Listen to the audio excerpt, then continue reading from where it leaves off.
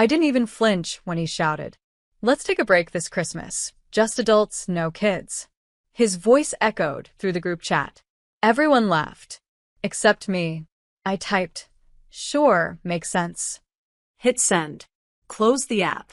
Then I turned to my twins, both clutching their crayons, drawing Santa on printer paper, because we couldn't afford wrapping paper this year. "Santa still comes," I whispered. They smiled like I hadn't just been erased from the holiday. December 24th. Silence. No calls. No carolers. No clinking dishes in the background. Just the hum of our radiator and the squeak of dollar store slippers on laminate floors. Then a ping. Live now. Harper Family Christmas Bash Christmas tree wrapped gift. I clicked. And there they were. My dad. My mom. My siblings. My nieces. Even my cousin's ex, the one who stole Grandma's jewelry once. Laughter. Decorations. A snowman-themed photo booth. The table was full of gifts. And then I saw them. My sister's boyfriend's nephews. Barely 3 years old.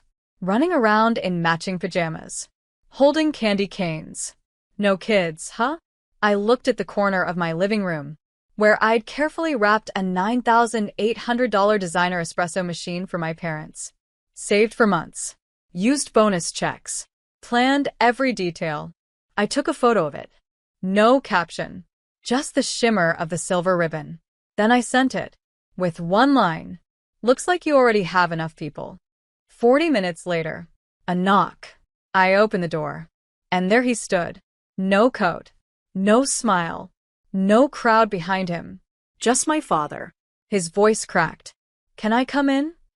"My name is Delaney Brooks. And if you think this ends with an apology, stay tuned." What happens when the child you left off the list becomes the only one who remembers the receipt? He stepped in like the cold was chasing him. Didn't look around. Didn't ask about the twins. Just stared at the gift on the floor. Wrapped. Untouched. Still waiting to be delivered. "The espresso machine?" he asked quietly. I nodded. "I saved for it," I said. "Even skipped my own birthday dinner." He sat down like someone had pulled the strings from his back. Then, "Your mom didn't mean..."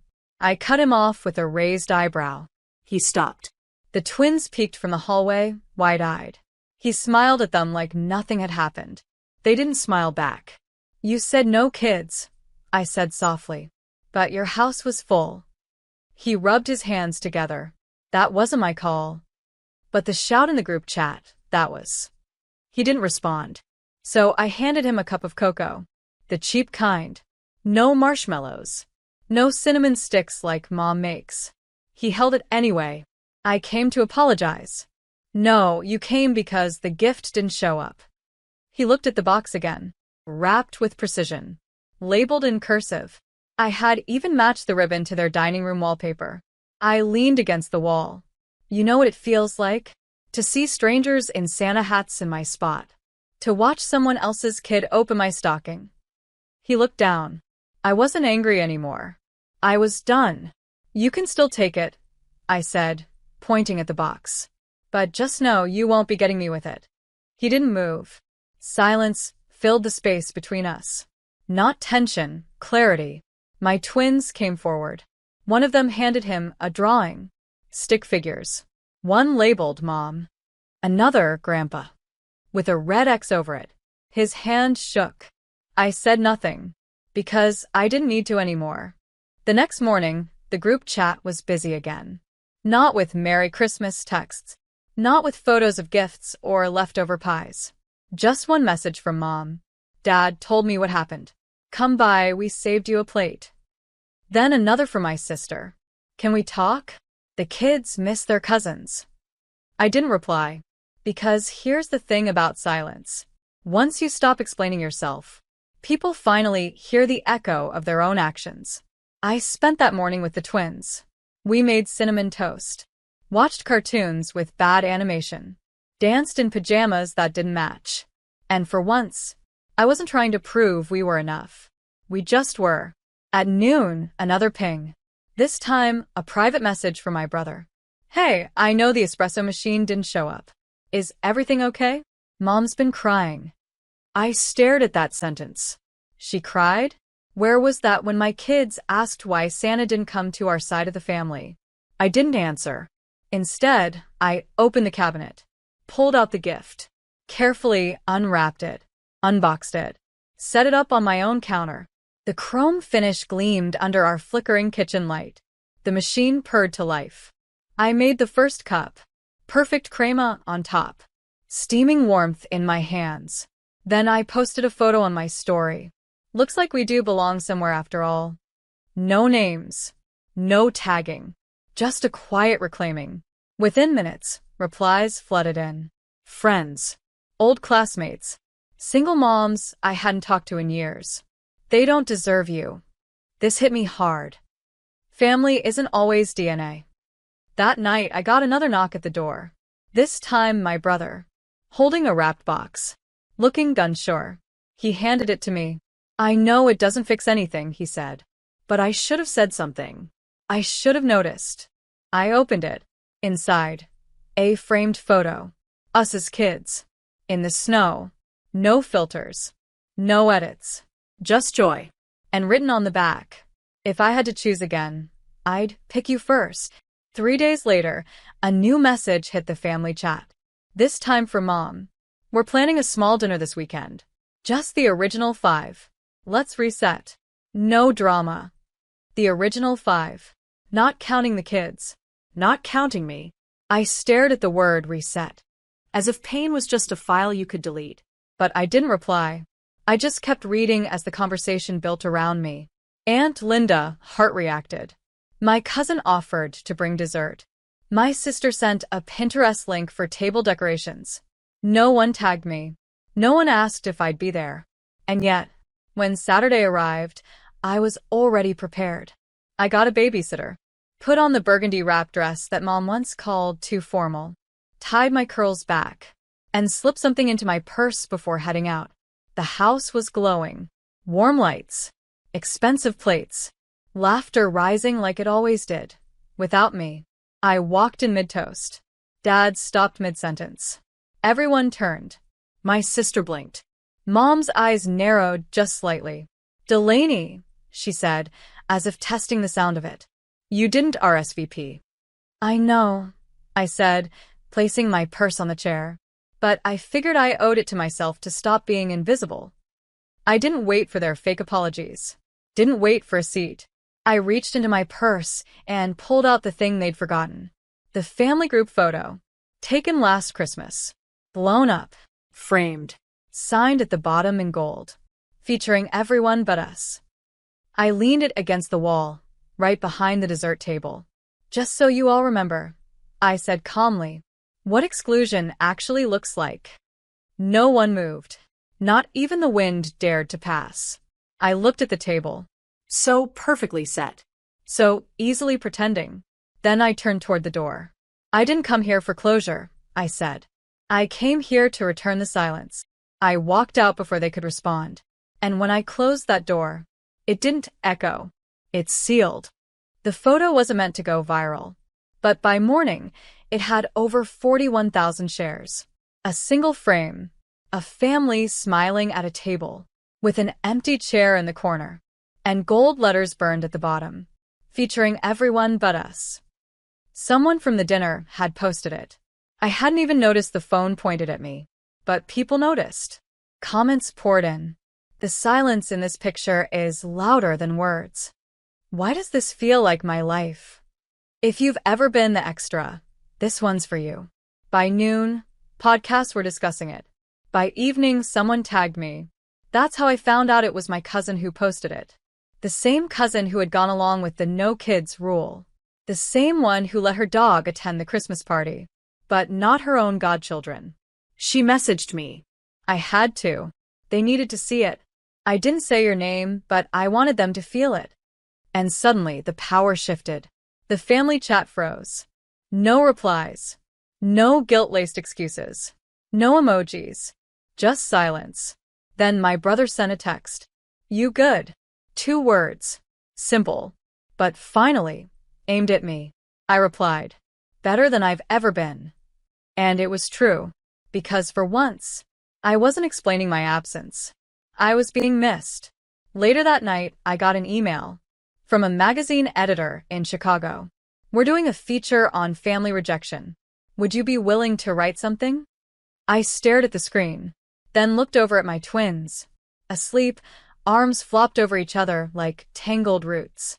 I opened a blank document and began. My family taught me that silence is louder than love. So I answered with something they couldn't ignore. The article went live on a Wednesday. By Thursday morning, it had 2.1 million views. Titled simply, "The Year I Wasn't Invited." I didn't hold back. I wrote about the couch I slept on while the guest house went to my sister. About the text that said, "No kids this year." About my father's knock and what came after. I never named them, but they recognized themselves. And so did thousands of strangers. My inbox overflowed. I thought I was alone. "You put words to a silence I've lived with for years. Thank you for saying what we couldn't." For once, my story wasn't just mine. It became a mirror. A week later, I received a message request from someone I hadn't heard from in months. Mom. Just her name. No profile photo. No emojis this time. I opened it. "We read the article. You made us look like monsters. Then, can we meet? Privately." I stared at the screen, then clicked ignore. Because here's what they still didn't understand. This was never about revenge. It was about removal. Removal from the pain, from the begging, from the performance of belonging. That night, I posted a follow-up. Forgiveness isn't always a door you open. Sometimes it's a wall you finish building. I added a photo of my twins, holding Coco, smiling in handmade scarves. No Christmas tree behind them, just books and soft blankets. Someone commented, "They look safe." I replied, "They are." It was the first week of January when they showed up. No warning, no text, just a knock. Through the peephole, I saw them all. Mom. Dad. My sister. Even Aunt Linda. Bundled in coats, eyes low, hands full of boxes. I opened the door. Just enough for cold air to sneak in. No one spoke at first. Then Mom stepped forward. "We brought gifts," she said. "Belated ones. For the kids." She held out a bag. Glittery. Heavy. I didn't take it. "I thought we were taking a break," I said softly. Her face flickered. "I didn't mean, but you did." I glanced down at the kids, standing behind me, quiet as shadows. "You meant it enough to plan a party without them. You meant it enough to let everyone else come, but not us." My dad tried. "We made a mistake." "No," I said. "You made a choice. A mistake is forgetting to wrap a gift. You chose to make your grandchildren invisible." Silence. Then my sister, the same one who posted matching pajama pics online, stepped forward with a wrapped box. "I got them tablets," she said. "They have books," I replied. A long breath. She lowered the box. Dad tried again. "We read everything. The article. The comments. We didn't know it hurt that much." That made me smile, not kindly.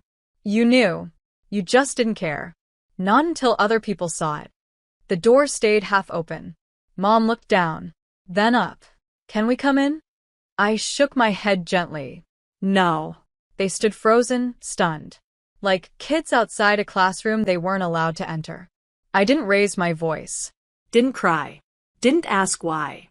I just said, "You taught me that family is earned, that love is conditional, and that being quiet was safer than being honest." Their eyes filled. I nodded once. Now I'm teaching my kids something different. Then I closed the door and locked it. Spring came quietly. No grand apologies. No letters. Just a silence I no longer feared. The twins thrived. One won a poetry contest. The other started planting seeds in mason jars, whispering to them like friends. Our home, small, rented, secondhand furniture, felt like the safest palace in the world. Then one morning the doorbell rang. But it wasn't them. It was a delivery. A thick envelope. No return address. Inside, a certificate. Delaney Ray, official contributor to the National Archive of Modern Voices. My article, The Year I Wasn't Invited, had been chosen for permanent preservation. Not for the views, not for the comments, but because they said it was a cultural document. A reflection of thousands who'd been made small and finally stood tall. I stared at the certificate, then at my name printed in bold. Delaney Ray. Not extra. Not just the single mom. Not the one who stayed home. Me. Later that week, my daughter asked, "Will Grandma ever come back?" I crouched beside her. "I don't know," I said gently. "But if she does, what would you say?" She thought for a moment, then whispered, "I'd ask her why she forgot us." I hugged her tighter than ever. That night, I made one last post. A photo of the certificate, next to a framed crayon drawing for my son. The caption? "We weren't the extras. We were the main story. Thanks for finally noticing." No anger. No hashtags. Just peace. Because revenge doesn't always look like slamming doors or shouting back. Sometimes, it's living better, quieter, braver, and letting your name, not your pain, be the thing they remember.